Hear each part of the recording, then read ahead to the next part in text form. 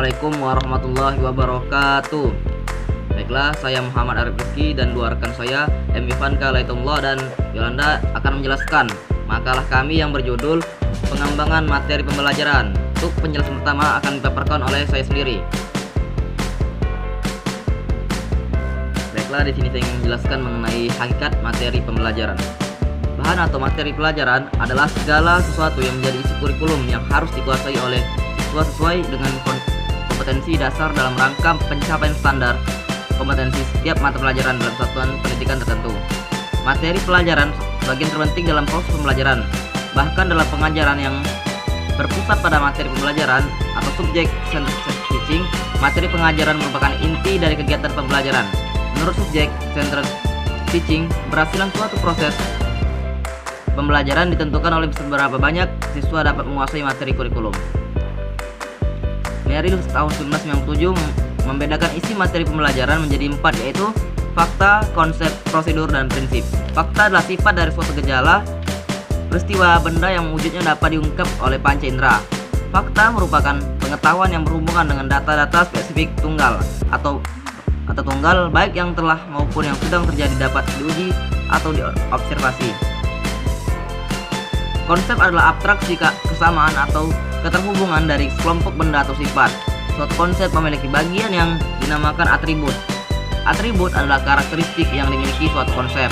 Gabungan dari berbagai atribut menjadi suatu pembeda antara satu konsep dengan konsep lainnya. Prosedur. Prosedur adalah materi pelajaran yang berhubungan dengan kemampuan siswa untuk menjelaskan langkah-langkah secara sistematis tentang sesuatu. Misalnya prosedur tentang langkah-langkah melakukan suatu percobaan, langkah-langkah membuat suatu karangan, dan lain sebagainya. Hubungan antara dua orang atau lebih konsep yang sudah teruji secara empiris dinamakan generalisasi yang selanjutnya dapat ditarik ke dalam prinsip. Contoh prinsip tentang ketertiban lalu lintas, prinsip tentang kesejahteraan sosial, prinsip tentang penguapan, prinsip tentang radiasi, dan lain sebagainya. Di samping jenis di atas, ada juga jenis materi pelajaran yang disebut dengan keterampilan. Keterampilan adalah pola kegiatan yang memiliki tujuan tertentu yang memerlukan manipulasi dan koordinasi informasi. Keterampilan dapat dibedakan dalam dua bentuk, yaitu keterampilan intelektual dan keterampilan fisik. Keterampilan intelektual adalah keterampilan berpikir melalui usaha menggali, menyusun, dan menggunakan berbagai informasi, baik berupa data, fakta, konsep, ataupun prinsip dan teori. Mungkin itu saja. Penjelasan selanjutnya akan dijelaskan oleh rekan saya. Belajar melalui modul. Modul adalah satu kesatuan program yang lengkap sehingga dapat dipelajari oleh siswa secara individual. Dalam sebuah modul minimal berisi tentang satu, tujuan yang harus dicapai, yang kedua, petunjuk penggunaan, yang ketiga, kegiatan belajar, yang keempat, rangkuman materi, yang kelima, tugas dan latihan, yang keenam, sumber bacaan, yang ketujuh, item-item tes, yang kedelapan, kriteria keberhasilan, yang kesembilan, kunci jawaban, yang ke-C, pengemasan materi pelajaran. Kompilasi. Kompilasi adalah bahan belajar yang disusun dengan mengambil bagian-bagian dianggap perlu dari berbagai sumber belajar dan menggabungkan menjadi satu kesatuan untuk dipelajari siswa. Agar materi pelajaran dapat disajikan secara sistematis, maka penyusunnya dapat mempertimbangkan hal-hal sebagai berikut. Yang pertama, tentukan tujuan yang harus dicapai oleh pengemasan materi pelajaran melalui sistem kompilasi. Yang kedua, kemukakan secara ringkas tentang bahan-bahan yang dikompilasikan. Yang ketiga, jelaskan petunjuk dalam mempelajari bahan kompilasi. Yang keempat, buatlah alat tes untuk mengukur keberhasilan siswa dalam mempelajari kompilasi. Yang kelima, antara satu bahan yang diambil dari satu sumber dan sumber lain diberi penyekat. Mungkin ini saja dari yang saya dapat sampaikan. Bila taufiq wal hidayah, wassalamualaikum warahmatullahi wabarakatuh. Saya Muhammad Ivanka Laitullah, NIM 1930202229.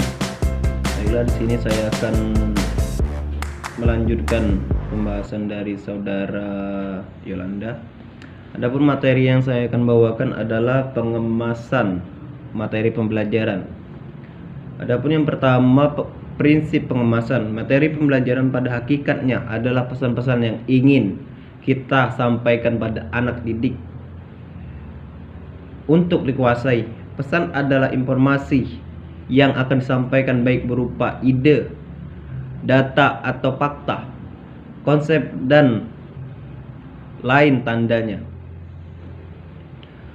Agar pesan yang ingin disampaikan bermakna sebagai bahan ajar, maka ada sejumlah kriteria yang harus diperhatikan.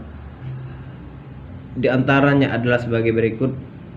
A. Nopali, artinya suatu pesan akan bermakna apabila bersifat baru atau mutawatir.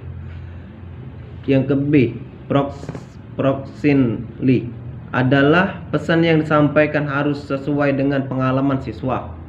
Yang ketiga, kompik, artinya pesan yang disajikan sebaiknya dikemas sedemikian rupa sehingga mengunggah emosi. Yang kedua, humor, artinya pesan yang disampaikan hendaknya dikemas sedemikian rupa sehingga menimbulkan kesan yang lucu. Pesan yang dikemas dengan lucu cenderung akan lebih menarik perhatian. Bentuk-bentuk pengemasan. A. Materi pembelajaran terprogram. Materi pelajaran terprogram adalah salah satu bentuk penyajian materi pembelajaran individual, sehingga materi pelajaran dikemas untuk dapat dipelajari secara mandiri. Yang ke satu, materi pembelajaran disajikan dalam terbentuk unit atau bagian terkecil. Dari seluruh materi pelajaran yang harus dikuasai, materi itu dibagi dalam bagian-bagian terkecil. Siswa mempelajari bagian tersebut secara bertahap dari mulai bagian awal sampai akhir.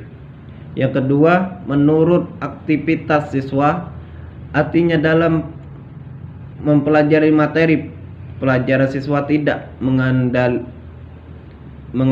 orang lain, akan tetapi terlibat dalam proses belajar itu sendiri. Yang ke B, pengemasan materi belajar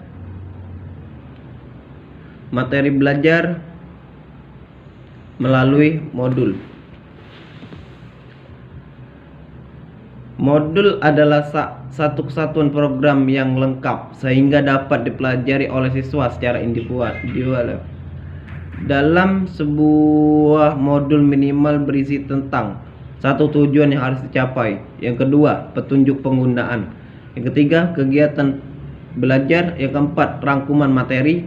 Yang kelima, tugas dan latihan. Yang keenam, sumber bacaan. Yang ketujuh, item-item tes. Yang kedelapan, kriteria keberhasilan. Yang kesembilan, kunci jawaban.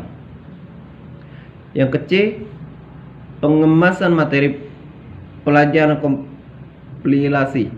Kompilasi adalah bahan belajar yang disusun dengan mengambil bagian-bagian dianggap perlu dari berbagai sumber belajar dan menggabungkan menjadi satu kesatuan untuk dipelajari siswa. Agar materi pelajaran dapat disajikan secara sistematis, maka penyusunnya dapat mempertimbangkan hal-hal sebagai berikut. Yang pertama, tentukan tujuan yang harus dicapai oleh pengemasan materi pelajaran melalui sistem kompilasi. Yang kedua, kemukakan secara ringkas tentang bahan-bahan yang dikompilasikan. Yang ketiga, jelaskan petunjuk dalam mempelajari bahan kompilasi. Yang keempat, buatlah alat tes untuk mengukur keberhasilan siswa dalam mempelajari kompilasi. Yang kelima, antara satu bahan yang diambil dari satu sumber dan sumber lain diberi penyekat. Mungkin ini saja dari yang saya dapat sampaikan. Bila taufiq wal hidayah. Assalamualaikum warahmatullahi wabarakatuh. Assalamualaikum warahmatullahi wabarakatuh. Di sini saya akan melanjutkan pembahasan yang selanjutnya, yaitu B, materi pembelajaran. Untuk menghasilkan suatu tamatan yang mempunyai kemampuan utuh, diperlukan materi pembelajaran yang kompeten, yang dibuat secara sistematis dan terpadu. ada beberapa hal yang harus diperhatikan untuk membuat materi pembelajaran. Yang pertama yaitu tempat atau lingkungan.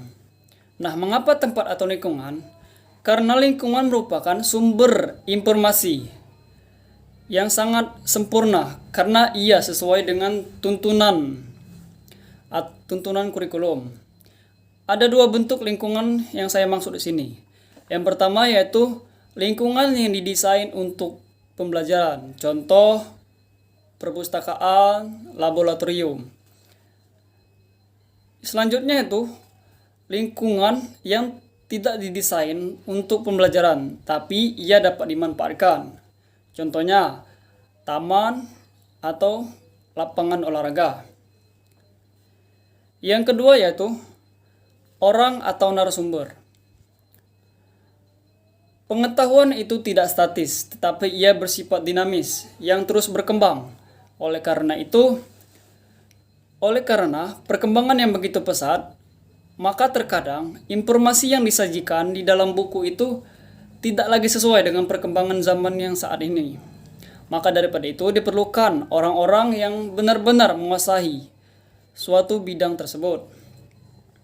Yang ketiga yaitu objek.